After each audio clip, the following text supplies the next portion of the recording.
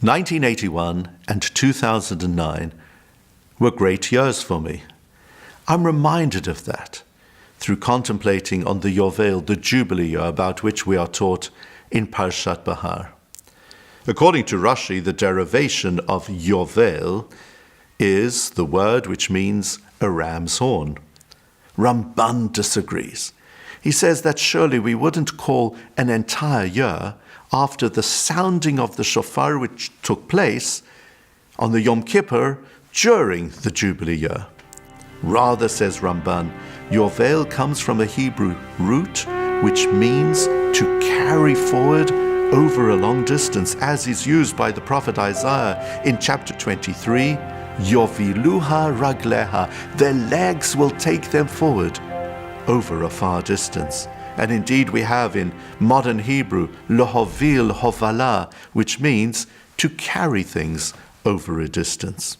Ramban's message is that the sounding of shofar during the Jubilee year was something a person would only hear once every 50 years. So how many times would people hear it in their lives? I suppose twice at the very most.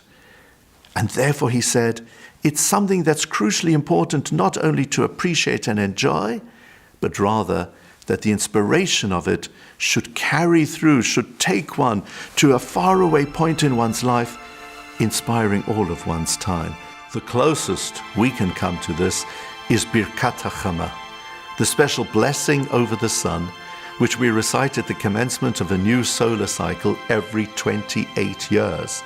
I distinctly remember where I was and the incredible experience I had in 1981 and 2009 when reciting that blessing.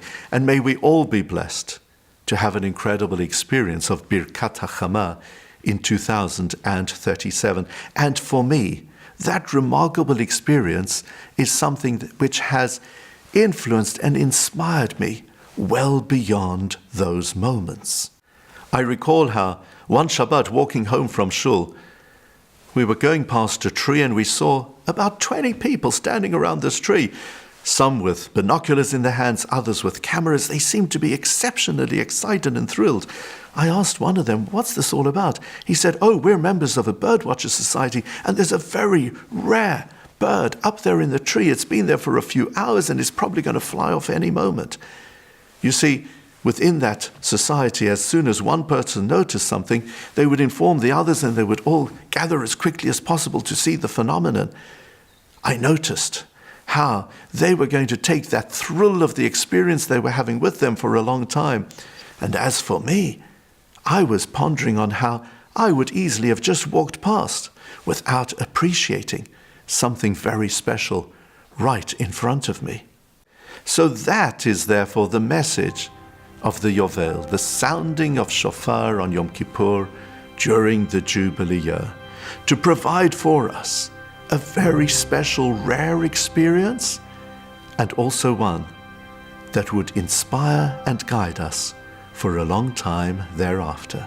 Shabbat Shalom.